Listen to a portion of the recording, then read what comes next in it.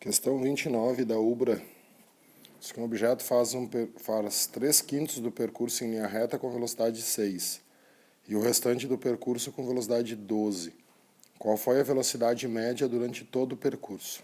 Bom, o que acontece? Tu tem um percurso, esse percurso não foi dividido no meio, né? Tu tem uma parte mais comprida, que é 3/5 do percurso. Esses 3/5 foram realizados com 6 metros por segundo. O restante do percurso, então, que é 2/5, ele não diz, mas 2/5 fecha o restante, foi feito com uma velocidade de 12 metros por segundo. Ele pergunta a velocidade média. Velocidade média, pessoal, é sempre distância que andou pelo tempo que levou. Não adianta inventar. Velocidade média é distância sobre tempo. Qual foi a distância que tu andou? A distância percorrida é 3/5 mais 2/5, que são 5/5, que é 1. É um valor genérico. Qual é o tempo que tu levou? Bom, aqui que está o truque dessa questão. Na fórmula da velocidade média, se você isola o tempo fica a distância dividido pela velocidade média. Então, o tempo de percurso é o tempo do trecho 1 mais o tempo do trecho 2. Então, o tempo vai ser... Qual é a distância do trecho 1? 3/5. E qual é a velocidade dele? 6. Mais... a velocidade ali é 12, e aqui nós temos 2/5. Esses números sobem invertidos. Vou ter que fazer pequenininho aqui, né? Como é que vai ficar o tempo? Vai ficar 3/5 vezes 1/6. Então, fica 3 sobre 30 avos. Mais o 12 também, sobra 1 sobre 12, né? 5 vezes 12, 60. Então, 2 sobre 60.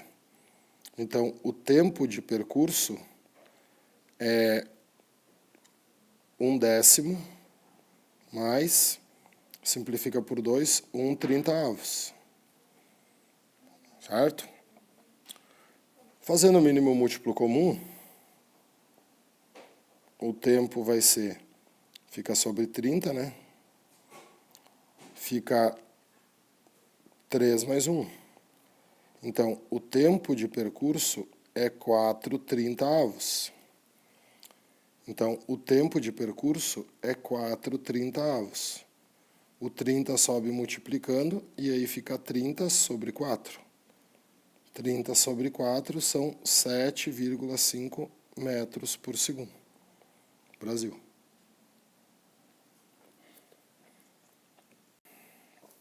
A questão 30 da CAF diz que foi montado a mini maratona.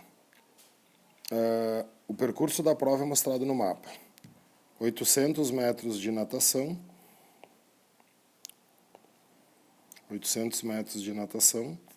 4.000 metros no ciclismo e 1.500 metros de corrida.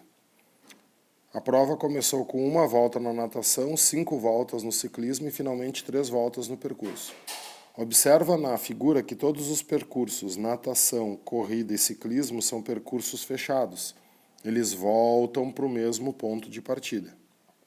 Então, todos os atletas que participaram da corrida tiveram a mesma velocidade escalar média.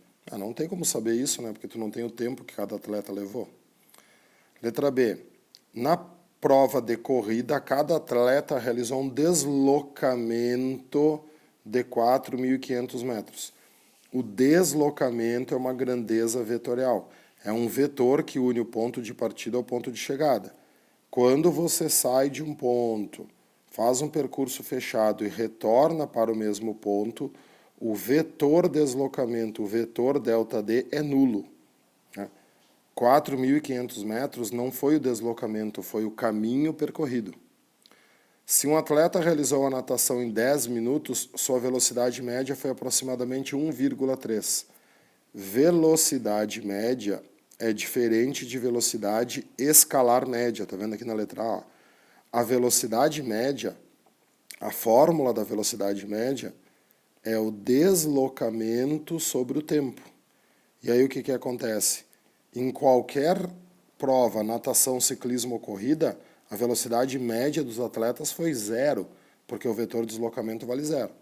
Então só pode ser a D. Na prova de ciclismo, o primeiro colocado realizou um espaço percorrido de 20.000 metros. Espaço percorrido é sinônimo de distância percorrida. E um deslocamento de 0. Tá vendo? Por que ele realizou um espaço de 20.000 metros? Porque o ciclismo tem 4.000 metros. E ele dá 5 voltas no percurso do ciclismo. Então, 4.000 vezes 5, 20.000. E o deslocamento é nulo, por causa do que eu já expliquei antes. A 31 é uma questão que trabalha com causa e consequência. Considere as leis de Newton e assinale a opção correta. Uma força surge no objeto devido a mudanças em sua aceleração. Pessoal, a letra A já está errada no início, é ao contrário. Né? Ele está dizendo que a força é uma consequência da aceleração. Não, a aceleração é uma consequência da força. Letra B. Uma aceleração surge nesse objeto quando ele está submetido à ação de uma força. Ah, aí sim. Força é a produtora da aceleração. Consequentemente, a velocidade do objeto também varia, e sua trajetória pode ser tanto curvilínea quanto retilínea. Perfeita a letra B. Por que a trajetória pode ser tanto curvilínea quanto retilínea? Porque essa aceleração pode ser ou a centrípeta ou a tangencial. Não é especificado na questão. Beleza? A 32 da UFSM também é velocidade média. Um caminhão parte de um pequeno mercado em direção a uma unidade de distribuição de alimentos, que se encontra a 20 km de distância, onde deve permanecer parado por 30 minutos até completar a carga, retornando em seguida ao mercado. Se na ida o caminhão vai com 60 e na volta ele volta com 40, qual a velocidade escalar média do caminhão? Pessoal, velocidade escalar média é a distância que andou pelo tempo que levou. Qual foi a distância que esse cara andou? Esse cara, né, é um percurso de 20 quilômetros. Ele vai com 60 por hora e ele volta com 40 por hora. Física é organização, te organiza. E não tenha pressa.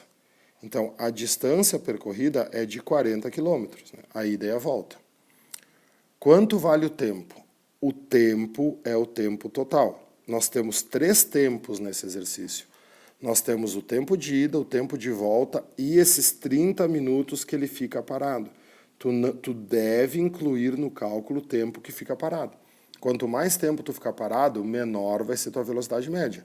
Então, o tempo é o tempo da ida mais o tempo parado mais o tempo da volta, tá?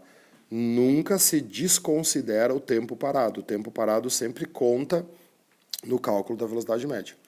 O que é tempo? A gente, né, já viu antes que dividindo aqui, tempo é distância sobre velocidade média. Então, a distância da ida é 20, a velocidade média é 60. Quanto vale o tempo parado? O tempo parado é 30 minutos. Como aqui vai dar tudo em frações, é mais fácil, em vez de colocar 30 minutos, colocar 1/2 da hora, porque tu está trabalhando tudo em horas. E o tempo da volta é 20 sobre 40, que é a velocidade da volta. Aí nós estamos trabalhando tudo na mesma unidade. 20 sobre 60, simplificando, 1/3, mais 1/2, 20 sobre 40, 1/2. Tiro o mínimo aqui. Então, o mínimo entre 3, 2 e 2 é 6. Aí nós teremos 6 por 3, 2, mais 3, mais 3. 3 mais 3, 6, mais 2, 8. 8 sextos da hora. 8 sextos da hora, 4 terços da hora. Então, o tempo é 4 terços. Sobe invertido, a velocidade média vai ser 40 vezes 3 sobre 4. Simplifico o 40 com 4, dá 10. A velocidade média é de 30 km por hora. Não é difícil, tá, pessoal? É trabalhoso. O negócio é não ter pressa, ter calma. E a 33 da URGS de 2014 é uma questão de aceleração. Um móvel percorre uma trajetória fechada, representada na figura abaixo, no sentido anti-horário. Primeira informação importante. Ao passar pela posição P, o móvel está freando. Bom, gurizada, olha só. Olha o desenho, tá? Exatamente aqui nessa posição P, o que tu tem? Tu tem aproximadamente aqui o movimento circular, né? Dá para transformar isso aqui aproximadamente numa circunferência. Então, tu tá andando numa trajetória não retilínea, numa trajetória circular, e tu tá freando. O módulo da velocidade está diminuindo. Então, esse é um exercício de MCUV, movimento circular uniforme variado. Tu tem duas acelerações. Tu tem a aceleração tangencial sendo diferente de zero, porque ele está freando, e tu tem a aceleração centrípeta sendo diferente de zero, porque a trajetória é circular. É muito importante nessas questões fazer o catálogo, né? Catalogar o exercício. O exercício tem duas acelerações.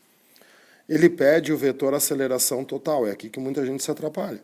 Que aceleração total é essa? Não é nem a tangencial nem a centrípeta, é a resultante, é a total. O que a gente sabe? A centrípeta sempre aponta para o centro da curva. Então, a centrípeta é fácil de fazer. A centrípeta é o vetor 3. O vetor 3 é o vetor aceleração centrípeta. O móvel está andando no sentido anti-horário, então a velocidade é anti-horária.